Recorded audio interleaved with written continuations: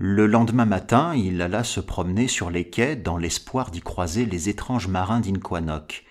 Mais on lui dit qu'il n'y en avait à ce moment aucun dans le port, leur galère venue du nord n'étant pas attendue avant 2 bonnes semaines. Il rencontra cependant un matelot torabonien qui s'était rendu à Inquanock et avait travaillé dans les carrières d'onyx de cet endroit crépusculaire.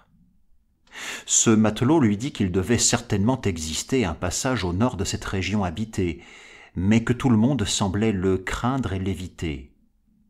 Le torabonien était d'avis que ce désert contournait la plus haute chaîne des monts infranchissables et permettait d'accéder au terrifiant plateau de Leng.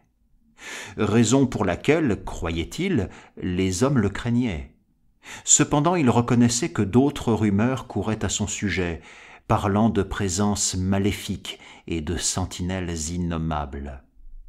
S'agissait-il du désert légendaire où se dressait Kadat l'inconnu? Il n'en avait aucune idée. Mais, selon lui, ces présences et ces sentinelles, si elles existaient vraiment, n'étaient pas postées là pour faire joli. Le jour suivant, Carter remonta la rue des Piliers jusqu'au temple de Turquoise pour s'entretenir avec l'archiprêtre. Bien que Céléphais vouât principalement un culte à Nathortat, tous les Très-Hauts étaient mentionnés dans ses prières diurnes, et le prêtre n'était pas ignorant de leurs mœurs. Comme Attal autrefois à Ultar, il lui déconseilla très fortement d'essayer de les voir, déclarant qu'ils étaient atrabilaires, capricieux et placés sous l'étrange protection des stupides autres dieux de l'extérieur, dont l'âme est le messager Enir-Latotep, le chaos rampant. S'il dissimulait jalousement la merveilleuse cité du soleil couchant, c'était la preuve flagrante qu'il ne voulait en aucun cas permettre à Carter de l'atteindre. Et l'on pouvait vraiment s'interroger sur l'accueil qu'il réserverait à un visiteur dont le but était de plaider sa cause devant eux. Jusqu'à présent, nul n'avait jamais découvert Kadat, et il était certainement préférable que personne ne la découvrît jamais. En vérité, les rumeurs qui couraient au sujet du château d'Onyx des Très-Hauts n'étaient franchement pas rassurantes. Après avoir remercié l'archiprêtre à la tête couronnée d'orchidées, Carter quitta le temple et se dirigea vers le bazar des bouchers spécialisés dans la viande de mouton, où le vieux chef des chats de Céléphais, aux poils soyeux, coulait des jours heureux. Ce matou gris, empreint de dignité, se dorait au soleil sur les pavés d'onyx. Il tendit à son visiteur une pâte à l'anguille, mais quand Carter lui eut soufflé les mots de passe et les phrases d'introduction que lui avait appris le vieux général des chats d'Ultar, le patriarche à fourrure devint extrêmement cordial et volubile. Il lui révéla moult secrets du savoir occulte des chats qui vivent sur les côtes maritimes de Haute-Nargaï. Bien mieux, il lui répéta ce que lui avaient susurré les chats craintifs des quais de Céléphais à propos des hommes d'Inquanock et des sombres bateaux à bord desquels aucun chat ne met jamais la patte. Ces hommes étaient apparemment entourés d'une aura qui n'avait rien de terrestre, mais ce n'était pas la raison pour laquelle les chats refusaient de naviguer sur leurs navires. La vraie raison était que planent sur Inquanock des sortes d'ombres que les chats ne supportent pas, si bien que dans ce froid royaume crépusculaire on n'entend jamais ni ronronnement réconfortant, ni miaulement familier. Était-ce à cause des choses qui s'écoulent depuis les sommets infranchissables de l'hypothétique Leng, ou de celles qui suintent des sous-sols des terres algides qui s'étendent au nord? Personne ne le sait. Il n'en demeure pas moins que cette lointaine contrée recèle un je ne sais quoi de cet espace extérieur que les chats abhorrent et auquel ils sont plus sensibles que les hommes.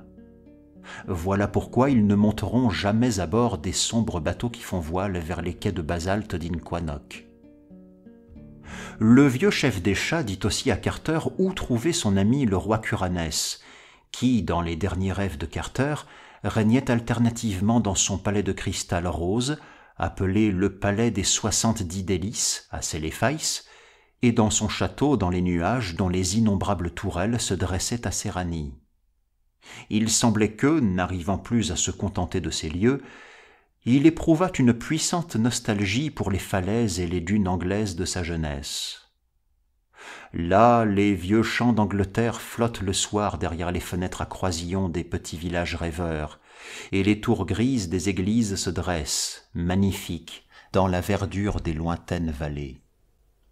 Curanès ne pouvait plus retourner vers toutes ces merveilles du monde de l'éveil, car son corps était mort. Mais il avait fait de son mieux et s'était rêvé un petit coin de campagne anglaise à l'est de la cité, où la courbe élégante des prairies descendait des falaises côtières jusqu'au pied des montagnes tanariennes. Il habitait là, dans un manoir gothique de pierre grise, tourné vers la mer, en essayant de se persuader qu'il s'agissait des anciennes Trevor Towers, où il était né et où 13 générations de ses ancêtres avaient vu le jour. Tout près de là, sur la côte, il avait construit un petit village de pêcheurs de Cornouailles, avec ses abruptes rues pavées, et y avait installé ceux dont le visage se rapprochait le plus de celui des Anglais, en se désespérant de réussir à leur faire prendre un jour l'accent cher à son cœur et qu'il n'avait jamais oublié des vieux pêcheurs de Cornouailles. Dans une vallée non loin de son manoir, il avait érigé une grande abbaye normande, dont il pouvait admirer la tour depuis sa fenêtre.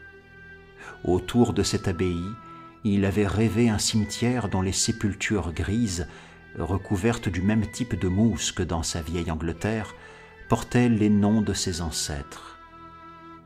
Car bien que Curanès fût un monarque des contrées du rêve, ayant à sa disposition tout ce qui peut s'imaginer en matière de pompe et de merveille, de splendeurs et de beauté, d'extase et de plaisir, de nouveautés et de sensations, il eût volontiers échangé pour toujours l'intégralité de sa puissance, de son luxe et de sa liberté, contre une seule journée bénie passée dans la peau d'un petit garçon, dans cette pure et tranquille Angleterre, cette vieille Angleterre adorée qui avait façonné son être et dont, immuablement, il ferait toujours partie.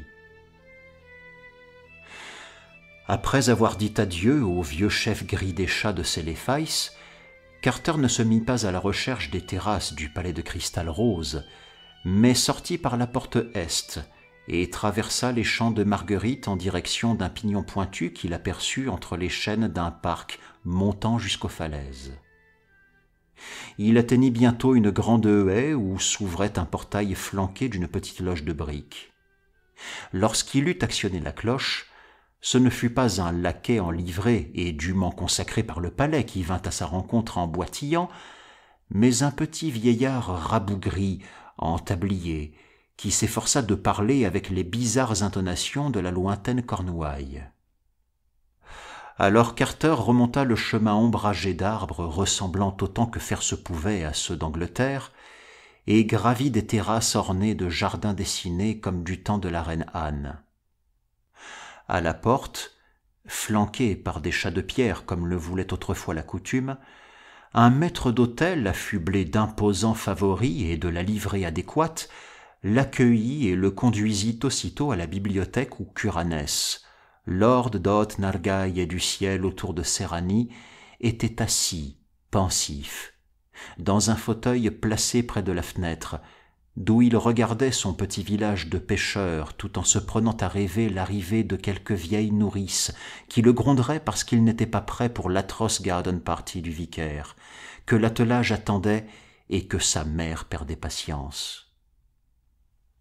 Curanès, vêtu d'une robe de chambre semblable à celle qu'affectionnaient les tailleurs du Londres de sa jeunesse, se porta vivement à la rencontre de son visiteur.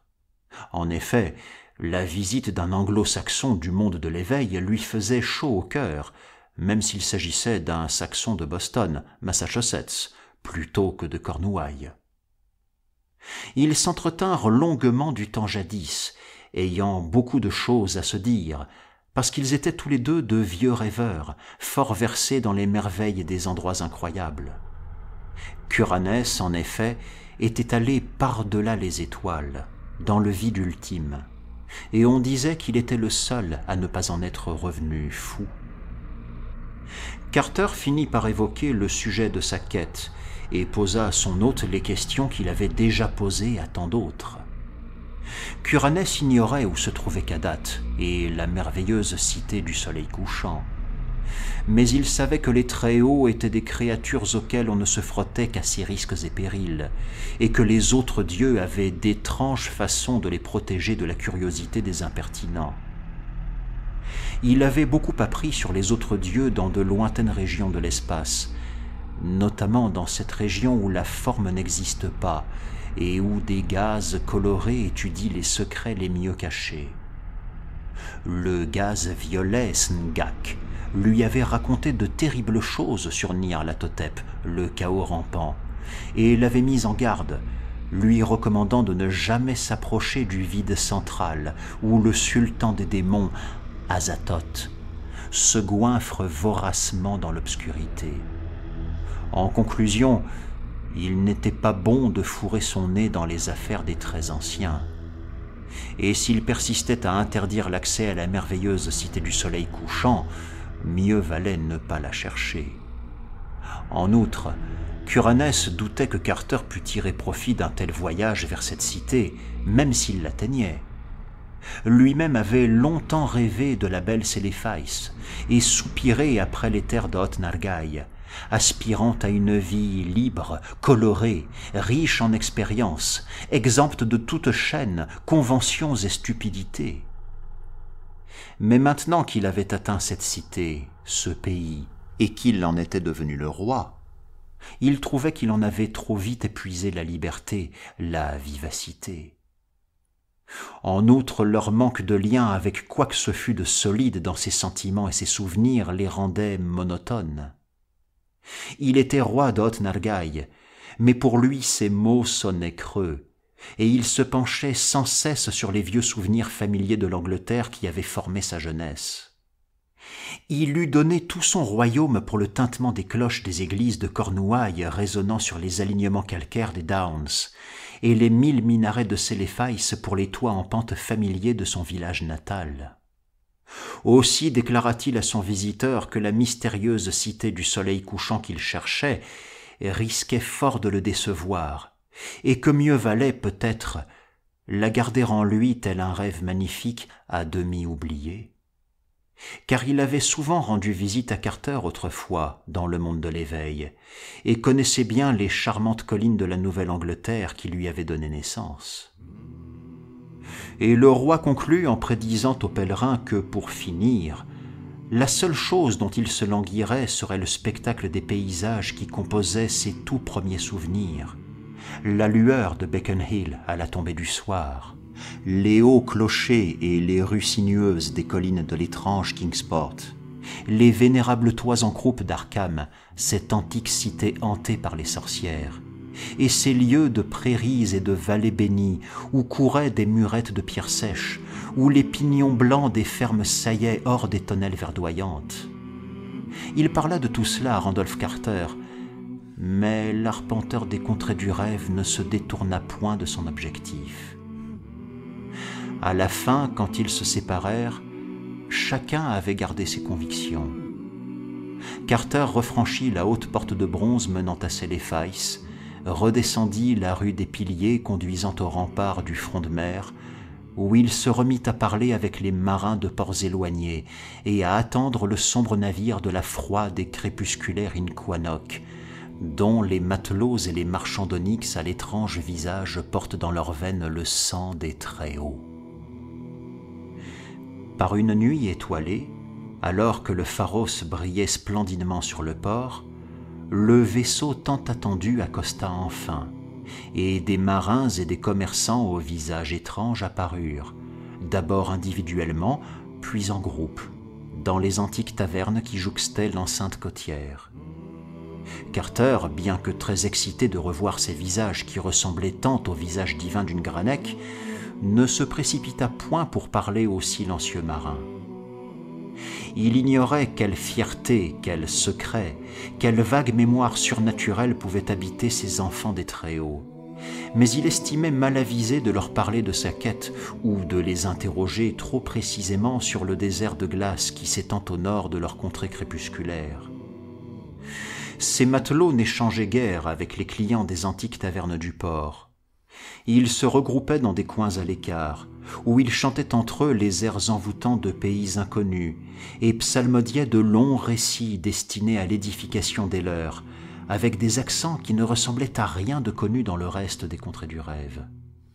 Ces airs et ces récits étaient si peu communs et si émouvants qu'il suffisait de regarder les visages de l'auditoire pour en deviner les merveilles, même si les paroles ne parvenaient aux oreilles du vulgaire que sous la forme d'une cadence insolite et d'une obscure mélodie.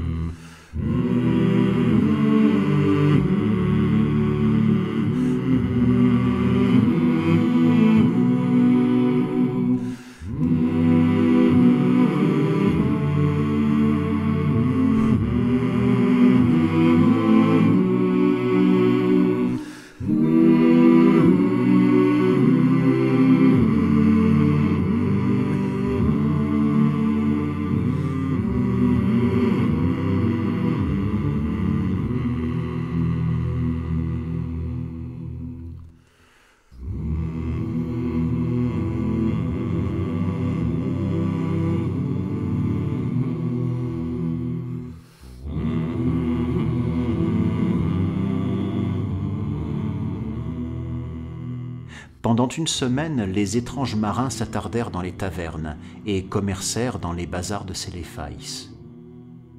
Avant leur départ, Carter s'acheta un passage sur leur sombre navire, en leur racontant qu'il était un mineur d'onyx expérimenté qui souhaitait travailler dans leur carrière. C'était un superbe bateau, d'une facture excellente, en bois de teck muni de garnitures en ivoire et de croisillons d'or. La cabine de l'explorateur était tendue de soie et de velours. Un matin, au changement de marée, les voiles furent hissées et l'ancre relevée.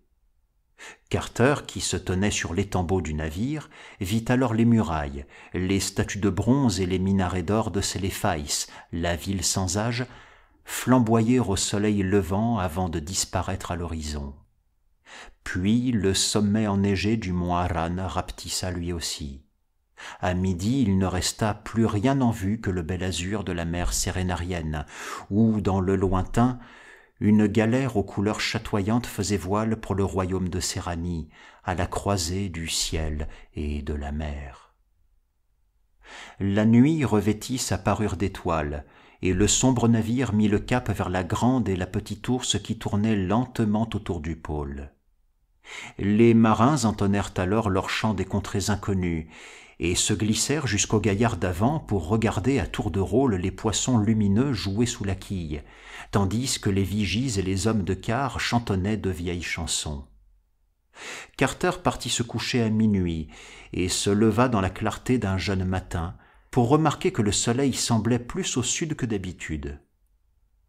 Durant tout ce deuxième jour, il fit un peu mieux connaissance avec les hommes d'équipage, les amenant progressivement à parler de leur froide contrée crépusculaire, de leur exquise cité d'onyx, et de leur crainte des hauts pics infranchissables par-delà lesquels, disait-on, s'étendait le plateau de Leng.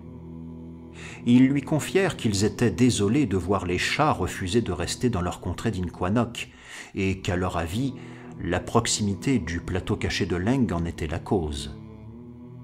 La seule chose dont ils refusaient de parler, c'était du désert de pierre qui s'étendait au nord de chez eux. Ce désert avait quelque chose d'inquiétant, et ils trouvaient plus commode d'en nier l'existence. Les jours suivants, ils s'entretinrent des carrières où Carter prétendait vouloir travailler. Elles abondaient, car la cité d'Inquanoc était entièrement construite en onyx, et il s'en échangeait de grands blocs polis à Rinar, Ogratan et Céléfaïs, ou sur place avec des marchands venus de Trane, Ilarnec et de Kadatéron, contre les belles marchandises de ces ports fabuleux.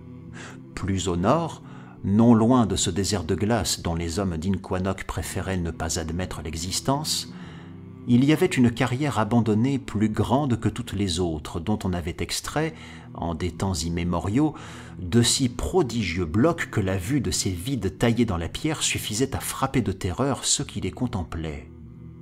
Qui avait découpé ces blocs incroyables? Où avaient-ils été transportés? Nul ne pouvait le dire. Mais on jugeait préférable de ne pas s'approcher de cette carrière où toutes sortes de souvenirs inhumains continuaient probablement à s'accrocher. Aussi l'avaient-ils abandonné au crépuscule, où seul le corbeau et le légendaire oiseau Shantak planaient sur ces immensités. Entendre parler de cette carrière plongea Carter dans un abîme de réflexion, car il savait, grâce à de vieilles légendes, que le château des Très-Hauts, au sommet de Kadath l'inconnu, est bâti en onyx. Chaque jour, le soleil tournait un peu plus bas dans le ciel, tandis qu'au-dessus du navire, les brumes s'épaississaient. Au bout de 2 semaines, la lumière du soleil avait totalement disparu. Elle avait été remplacée, le jour, par un étrange crépuscule gris qui suintait d'un dôme de nuages éternels, et la nuit, par une froide phosphorescence sans étoiles qui filtrait de cette même voûte nuageuse. Le 20e jour, ils aperçurent au loin un grand rocher déchiqueté.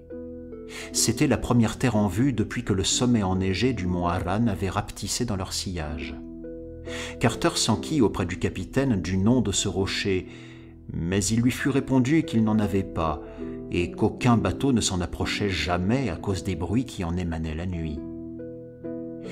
Et entendant, après le coucher du soleil, un mugissement lugubre et continu s'élever de cette masse de granit déchiqueté, l'arpenteur des contrées du rêve se réjouit que le bateau ne l'eût pas accosté et que ce rocher fût sans nom. Les marins prièrent et psalmodièrent jusqu'à ce que le bruit devint inaudible, et Carter passa toutes les petites heures de la nuit à rêver de terribles rêves au sein d'autres rêves.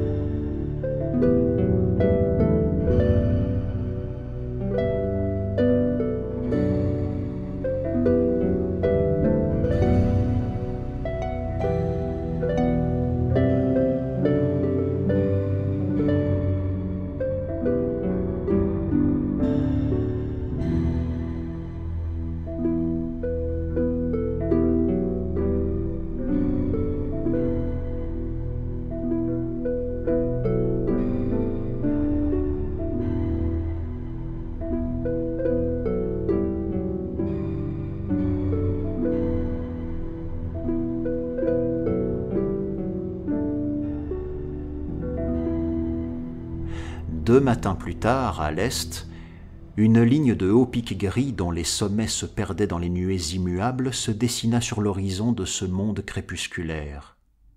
À leur vue, les marins entonnèrent des chants d'allégresse, tandis que certains s'agenouillaient sur le pont pour prier. Carter comprit alors qu'il venait d'arriver au pays d'Inquanoc, et qu'il mouillerait bientôt au quai de basalte de la grande ville qui portait le nom de ce pays. Vers midi, un littoral sombre apparut, et peu avant 3 heures, les dômes bulbeux et les flèches fantastiques de la cité d'Onyx se dressèrent au nord. Cette cité archaïque se hissait d'une étrange et singulière manière au-dessus de ses remparts et de ses quais, tous d'un noir délicat incrusté de volutes, de rainures et d'arabesques d'or. Les maisons étaient hautes, percées de nombreuses fenêtres et décorées sur chacun de leurs côtés de fleurs sculptées et de motifs dont les obscures symétries éblouissaient l'œil par leur beauté plus poignante que la lumière.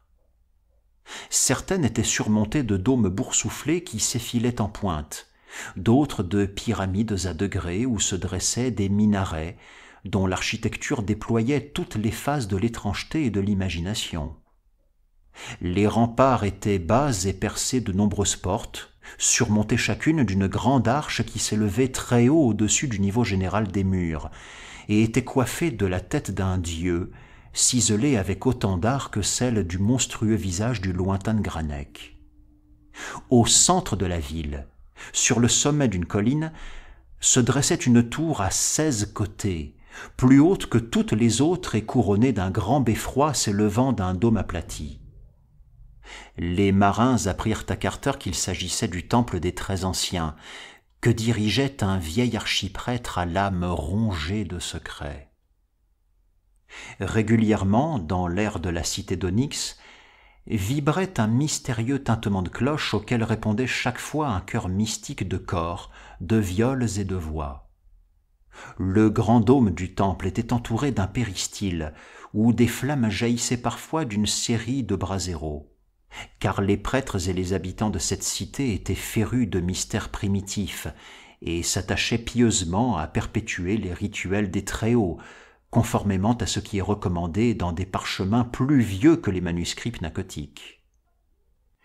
Comme le bateau doublait le grand môle de basalte et entrait dans le port, la rumeur de la ville commença de se faire entendre, et Carter aperçut sur les docks les esclaves, les marins et les marchands. Les gens de mer et les commerçants arboraient l'étrange visage des enfants des dieux, alors que les esclaves avaient tous les yeux bridés et les formes trapues de ce peuple qui, selon la rumeur, avait, sans qu'on sût comment, réussi à franchir ou à contourner les infranchissables pics des vallées situées au-delà du plateau de Leng. Sur les larges quais débordant des limites de la cité s'étalait une profusion de marchandises déchargées des galères qui s'y trouvaient amarrées, tandis qu'à l'une de leurs extrémités se dressaient de grandes piles d'onyx brut et taillées qui attendaient d'être emportées vers les marchés lointains de Rinar, de Gratan et de Céléphais. Le soir n'était pas encore tombé quand le sombre navire jeta l'ancre le long d'un quai de pierre. Les marins et les marchands débarquèrent et, franchissant une porte surmontée d'une arche, pénétrèrent dans la cité. Toutes les rues, larges et droites ou étroites et sinueuses, étaient pavées d'onyx. Les maisons du bord de mer étaient plus basses que les autres, et leurs curieuses portes voûtées étaient surmontées de symboles dorés, en l'honneur sans doute des petits dieux qui protégeaient chacune d'elles. Dans une vieille taverne du port où se pressaient les marins de pays étranges, le capitaine du navire promit à Carter de lui montrer les merveilles de la cité crépusculaire dès le lendemain et de le conduire aux auberges des carriers d'onyx, près du rempart nord. À la nuit tombée, de petites lampes de bronze furent allumées dans la taverne, où les marins entonnèrent les chants des contrées lointaines. Mais quand, depuis sa haute tour, le tintement de la grande cloche vibra dans l'air de la cité, et que le chœur mystique des cors, des viols et des voix s'éleva mystérieusement pour lui répondre, tous interrompirent leurs histoires et leurs chants pour s'incliner en silence jusqu'à ce que mourut le dernier écho. Car il pèse sur la cité crépusculaire d'Inquanok un tel je ne sais quoi d'étrange et de merveilleux que ses habitants redoutent, s'ils n'en respectent pas les rituels, d'attirer sans le vouloir quelque mystérieuse vengeance ou malédiction. Dans un coin d'ombre au fond de la taverne, Carter aperçut une silhouette trapue qui ne lui dit rien de bon, car il s'agissait indiscutablement du vieux marchand aux yeux bridés qu'il avait croisé fort longtemps auparavant dans une taverne de Dilatline. Ce marchand avait la douteuse réputation de commercer avec les horribles villages de pierre de Leng, où aucune personne censée ne se rend jamais, et dont les feux démoniaques se voient la nuit de très loin. On racontait même qu'il avait été en affaire avec cet archiprêtre qu'il ne faut pas décrire, qui porte un masque de soie jaune sur le visage et vit seul dans un monastère de pierre préhistorique. Lorsque Carter avait interrogé les commerçants de Dilatline sur Kadat et le désert de glace, cet homme avait eu l'air curieusement intrigué. Quoi qu'il en fût, Sa présence dans la contrée crépusculaire et hantée d'Inquanock, si près des merveilles du Nord, n'était nullement rassurante. Le marchand s'éclipsa discrètement avant que Carter eût pu lui parler, et les marins lui racontèrent plus tard qu'il était arrivé d'un lieu indéterminé avec une caravane de yaks, transportant un chargement de ces œufs énormes et savoureux que pondait le légendaire oiseau Shantak, pour les échanger contre les coupes de jade finement ciselées que des marchands rapportaient d'Ilarnec.